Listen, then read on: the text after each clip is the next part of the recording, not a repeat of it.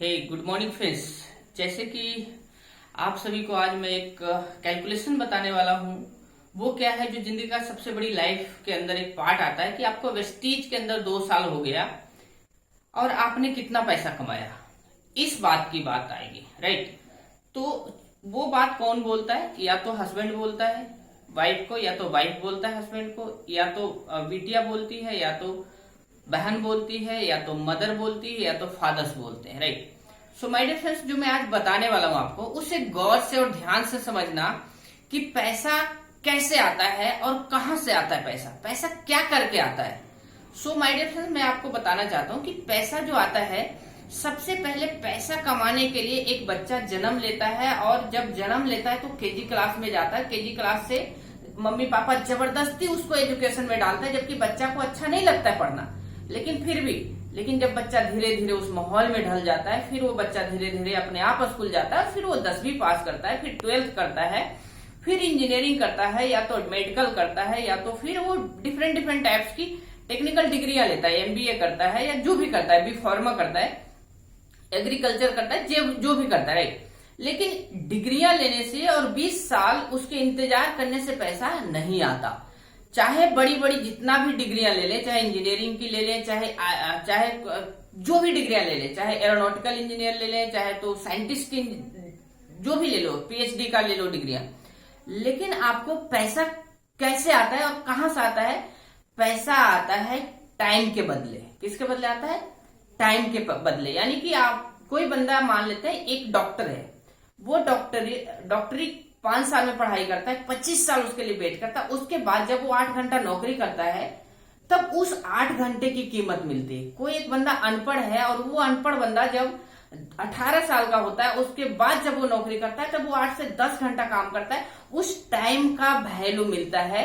उस इंसान के अंदर जो वैल्यू होती है, उस इंसान के अंदर वैल्यू के अकॉर्डिंग टाइम का भी पैसा मिलता है, राइट। अगर एक इंसान के अंदर टेक्निकल डिग्री है तो उसकी वैल्यू रेट बढ़ जाएगा, जो मैं आपको बताने वाला, राइट। 2 साल हो गया, आपको कितना पैसा आता है? ये हस्बैंड या वाइफ या मदर या फादर सबको ही कहते हैं, right. So time equal to money होता है।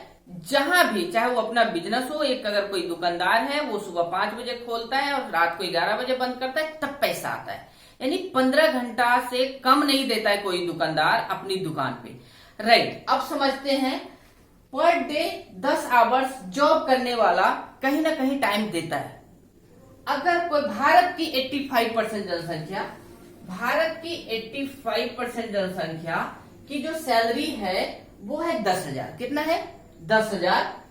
वो 10 घंटा 26 दिन, यानी कोई 26 दिन देता है और कोई 30 दिन देता है। 26 दिन या 30 दिन। जो बंदा 10 घंटा 26 दिन देता है, यानी एक महीना में 260 घंटा देता है, इन ए 1 मंथ। एक महीना में वो 260 घंटा देता है एक महीना में। लेकिन जो बंदा 30 दिन ड्यूटी करता है, वो 300 घंटा देता है एक महीना में।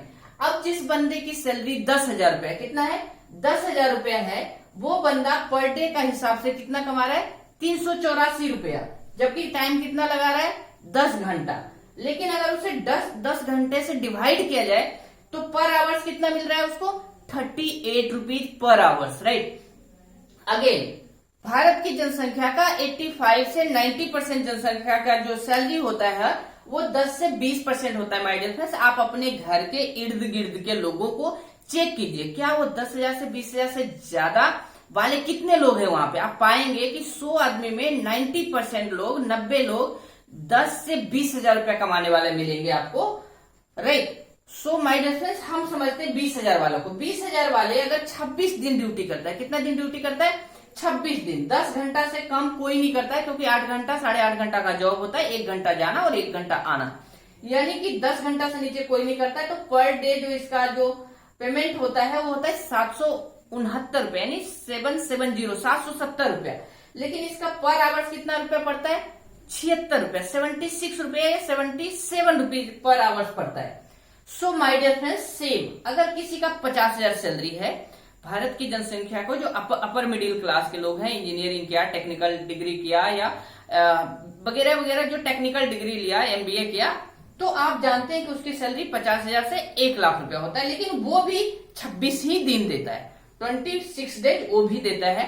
लेकिन उसका पर डेज कितना पड़ता है, करीबन 1923 रुपया, यानी कि 1923 रुपया, यानी कि अगर 1 लाख रुपया महीना अगर उसकी सैलरी है तो करीबन 4000 रुपया वो पर डे कमाता है। लेकिन टाइम उतना ही देता है, 26 दिन देता है, 10 घंटा देता है, यानी कि अगर 50,000 वाला का पर आवर्स कितना पड़ता है, 192 रुपये पर आवर्स पड़ता है उसकी ड्यूटी का। जबकि वो जो 50,000 से 1 लाख रुपया वो कमाता है माय डियर फ्रेंड, जिसने पहले बचपन से हायर एजुकेशन के लिए प्रिपेयर हुआ, उसके माँ बाप के सपने के लिए माँ बाप ने उसमें बहुत सारे पैसे लगा दिए, खान पान बढ़िया लगा दिए, एजुकेशन के लिए अच्छे माहौल बना दिए, तब जाके वो बंदा 50 से 1 लाख रुपए का बीच कमाता है। लेकिन टाइम उतना ही देना पड़ता है, 10 घंटा पर डे टाइम से देना पड़ता है। 9 बजे जाना होता है, आना निश्चित नहीं होता है, कभी 6:30 बजे शाम को भी। तो हमारे गारमेंट्स इंडस्ट्री वाले को तो खास करके 10 बजे रात आएगा, 1 बजे आएगा, 2 बजे आएगा।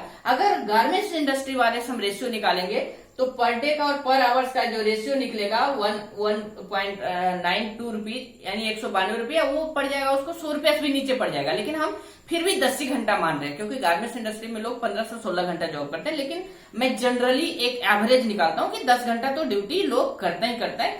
तो 50,000 से 1 लाख वाले को कितना, अगर 400 रुपये पर आवर्स पड़ेगा 1 लाख रुपए वाला को, 50,000 वाले को 192 रुपए। आइए अब हम लेके चलते हैं असली मुद्दे पे, वेस्टीज में कितना पैसा आता है 2 साल काम करने के बदले, राइट। आइए हम जानते हैं पर डे वेस्टीज को कितना घंटा काम करता है लोग, 1 घंटा, जबकि ऐसा नहीं है।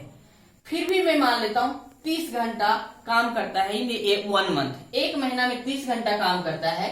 पर वीक अगर कोई 6 घंटा करता है तो 24 आवर्स करता है 1 महीना, यानी जो पर डे 1 आवर्स करता है स्टार्टिंग का आया हुआ बंदा वो 30 घंटा करता है, और जो पर डे वीक में 6 घंटा करता है वो 24 आवर्स मतलब कि 1 महीना में करता है। लेकिन अगर ये बंदा 5 साल वेस्टीज को करता है, कितना साल, 5 साल करता है, तो जो बंदा पर डे कंटिन्यू लगातार काम करता है, अगर कोई नया बंदा है 1 महीना में अगर कोई 10,000 रुपये कमाने वाला बंदा वेस्टीज करता है तो वो 30 घंटा काम करता है वेस्टीज के अंदर, तो 30 घंटा में कितना दिन हुआ, 1.5 दिन का दिहाड़ी।